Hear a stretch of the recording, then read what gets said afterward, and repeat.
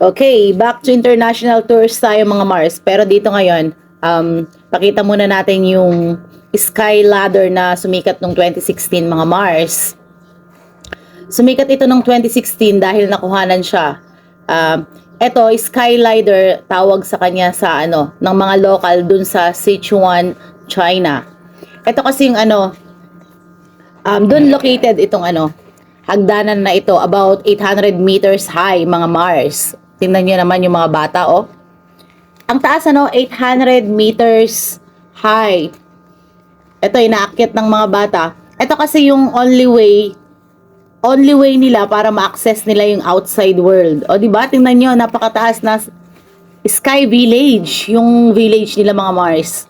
Ang taas. Nasa taas ng bundok.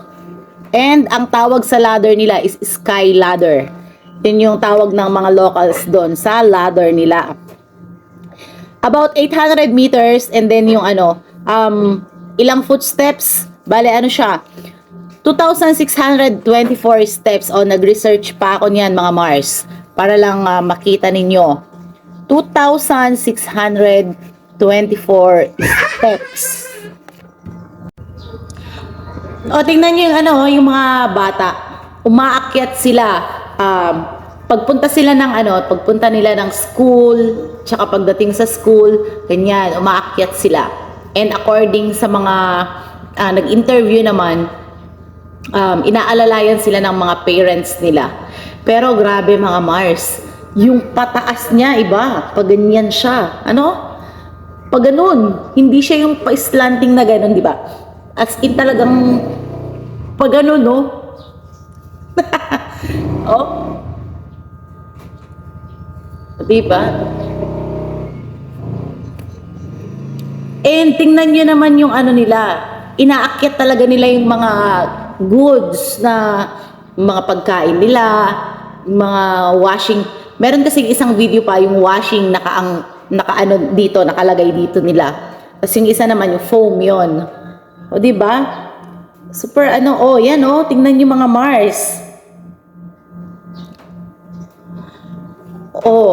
Ang hirap niyang ibaba. Lahat ng mga gamit, ganun, di ba? Siguro nagbago naman na to ngayon, by this time, 2024, na ginagawa ko tong video na to. I hope na yung mga villagers doon is hindi na ganyan, Kasi, kahit na tingnan mo, kahit maganda yung, nila, ang hirap. Ang hirap. So, sa atin, very thankful pa rin tayo, Kasi yung daanan natin patag.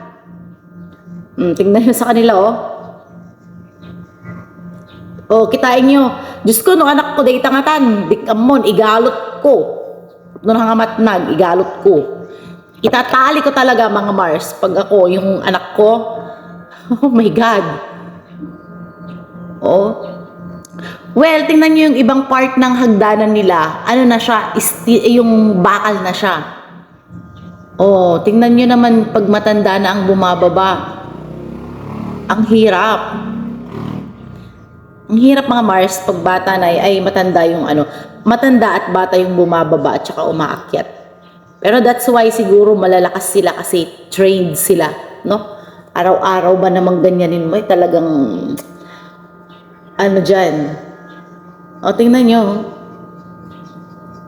Doon nga lang kung sinong mga taga Isabela dito, yung 1,000 steps nga lang sa Ifugao, nanginginig na yung tuhod ko pag nasa taas ako. How much more dito sa 2,600 chenes. Ilan yung sinabi ko kanina? Steps. Diba? Ganyan din, parang ganyan din ang ladder ng 1,000 steps dito sa Isabela. Ifugao, yung tamang location. Mga Mars. Parang lang din siya, maliliit na ganon. Pero semento yon. Ito, hindi. So, hay, nako. See you on my next international tour. Palengke ulit tayo mga Mars. Diba? See you on my next video. Babush!